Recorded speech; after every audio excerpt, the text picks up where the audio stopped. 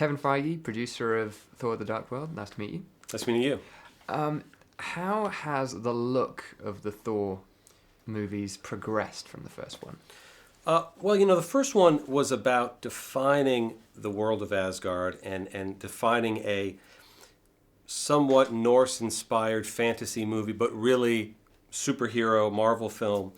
So we went out of our way to not feel like things that have come before. We were never going to out Lord of the Rings, and that's not what Thor was in the comics. The Jack Kirby designed gleaming towers and angular structures are really what we wanted to do.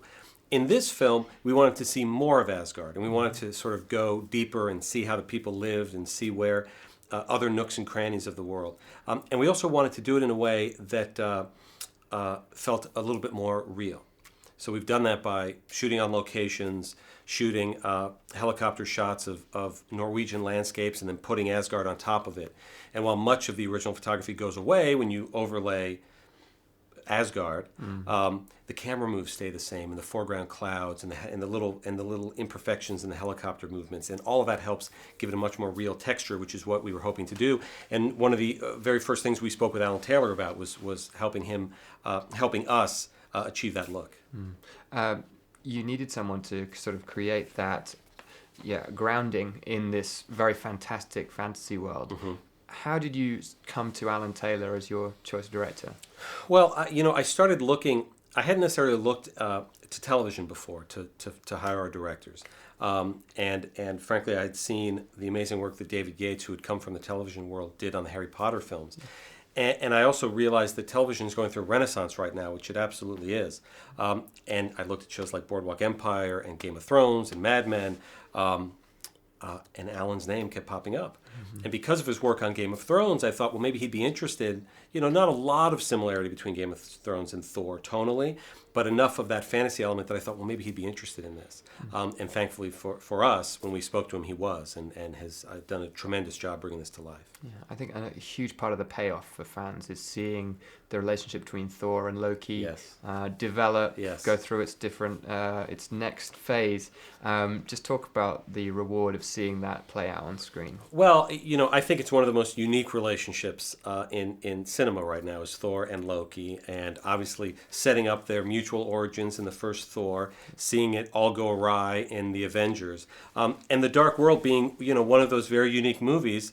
That's a sequel to two other movies. It's a sequel, obviously, to the original Thor and to the Avengers. And seeing, how can the relationship between brothers survive after one brother just goes nuts, as he did in Avengers. And really seeing the deeper levels of Thor wanting to trust his brother, but frankly losing all hope that he'll be able to until he is forced into a circumstance in the Dark World where he has no choice but to try to trust him. And you have a new villain who is kind of, Loki is sort of an ambiguous character in this one.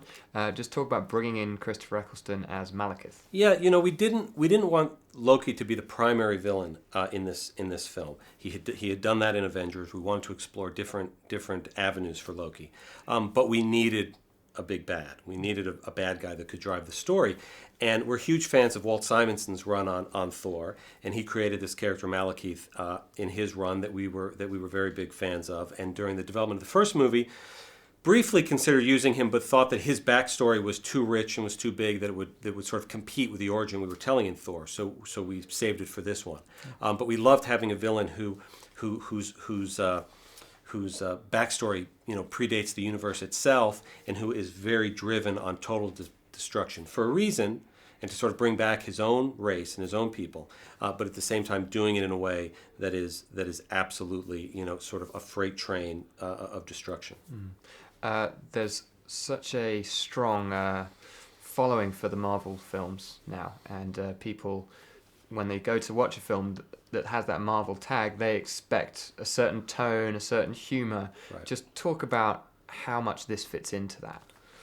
Well, I hope The Dark World fits in, perfectly into what we're building and into what audiences expect of us. a lot of people come out of the film talking about the humor and the level of and the number of laughs in the film, which is obviously by design, and which is we think is an unbelievably important thing for our movies. For people to connect with the deeper emotional stuff, you want them to have both the release of the humor, and also, I believe it sort of opens them up emotionally to accept the other parts of the story that we're telling. And it also, fits in, as I said, it's a sequel to two other movies, but at the same time, it hints at movies to come. So it's a fine line and a fine balance that we find ourselves in a very unique position to both make sure we deliver a movie, beginning, middle, end, that is standalone and absolutely satisfies what people want, while at the same time looking ahead to what's to come. Yeah, I think Chris Hemsworth did a fantastic job. Of course, he's incredibly physically imposing. Right. He fills the screen magnificently. But I think there was quite a lot of nuance to his performance as well. Just talk about... I totally agree. I mean, what Chris Hemsworth has been able to do beyond the physicality, and we cast him in the first film because of his acting ability and because the layers that he brought. He built the muscle. He has the physicality naturally. But what he does in this movie with the relationship with Jane Foster, the Natalie Portman character, with his interactions with Odin, his father, played by Anthony Hopkins, and in particular the dynamic between Loki, really shows off even more shades of the character and even more of an acting triumph, I think, for Chris. Your visiting sets, there was there were sets in Iceland, there were sets in the UK, several different ones. But you wouldn't have seen anything really resembling what you see on screen in the final product. Just talk about your first screening and what you took away from it. Well, we purposely went to many more locations on this movie because we wanted that backdrop of reality before we added all the visual effects onto it. And frankly, that made early screenings actually even better than they usually are, because sometimes you're just looking at a sea of green screens or blue screens. And this time we actually had the backdrop of Iceland. We had the backdrop of London. So while sometimes there were characters running around and reacting to things that weren't there yet, it already, it was worth it going to those locations, because we could tell even before the effects were laid on that we were onto something special here and giving it a unique look. Now that it's all finished, it's even better. Yeah. You're taking the movie on tour. You've already done some of the world. You're continuing. You're in London now. Just talk about the early reactions you're getting from the fans. Early reactions have been tremendous from the fans who have seen the film. We just came from South Korea, where I went to a mall with Tom Hiddleston, and he was met with 7,000 screaming fans, and that's very unique for a bad guy.